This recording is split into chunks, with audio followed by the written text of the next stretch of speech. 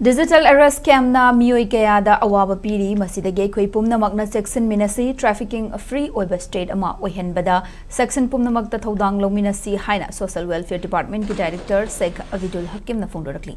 ngasi social welfare department amadi sakti saran gel Manipur na kusamnana senduna pangtokhiba world day against trafficking in persons 2026 ki thoramda Imphal East district ki khurai chaiden thongda leiba chanura laikon ki auditorium da pangtokhiba thoramadu social welfare department ki director na wafamasi phongdokhibani trapped behind the scam high hiram the pangthok pathoramadu social welfare ki director Sheikh Abdul Hakim Sakti Saran Guild Manipur ki president LC Samarendro Sakti Saran Guild Manipur ki advisor Sinam Radha Pyarina sarukya Sheikh Abdul Hakim na makha taraduna human trafficking ase thokpa yaba maram kaya marum lei maram asina mahi masing tamba yauna job placement na chingbagi matangda hiram khudingmakta ningthina khangdoknaba hotnaba amadi Cheksinnaba mathau tai masigi mathakta trafficking haiba si karino karamna thoklei karamna oirakpa yai haibana chingba kaya asigi matangda nahasing amadi meyamda awareness piba oina awareness piba yauna hiramasigi matangda khanghanbagi tangai fadabalei karigumbada lam chatpa tarabasu isa isagi original documents sing pithok loidabani amadi imung manungi miyoi singda chatkadawriba mafam adugi matang chatpagi maram sing ningthina khanghalamba mathau tai haike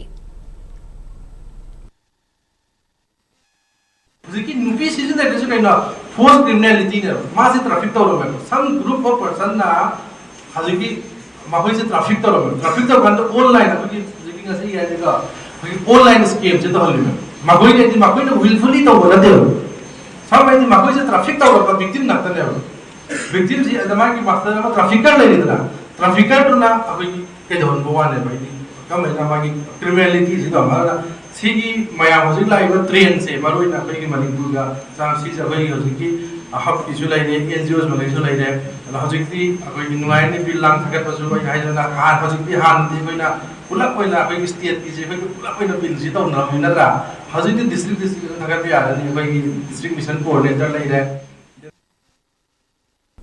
Sakti Saran Guild Manipur ki president LC Samarendra Haikhre Manipur da human trafficking ki chap chana chathare haiba si kumja Englishing ani ga kunma Englishing ani ga manga tagi mayek sengna uba fanglakhi kumja Englishing ani ga manga Englishing ani ga taruk Englishing ani ga taret haiba chahi asida human trafficking ki case status sida leite khalluba adu thodok oina thokhi drug trafficking weapon trafficking ki hek mathangda human trafficking ase thorakhi human trafficking ase victim adugi yamna nagnaba miyoi sing hekta yauramba thengnei maru oina chinge district sing gi Christian lining chatpa sing lairik tambagi mingda religious ki mingda state asidagi puthokpagi case kaya lakhi kumja English ani ga tara nipan tara mapan da border line da leiriba state asida Nepal dagi lakpa miyoi chamarom pulap kanki haina phongdokhe Manipur ne traffic sing je objecti mai ni hai tare ne mai he je pai ni mobile to loi par bane koi ki traffic ko do se anga pun ho je chapala kan da di ke to ba koi ne thengle se nusi da te koi ngaur se ko me amna nusi da khai dai ne objecti romance scam sin ne ba Facebook se par ka romance scam to bada mayam thingna biram 2024 ki wari ha mayam nishin biram mani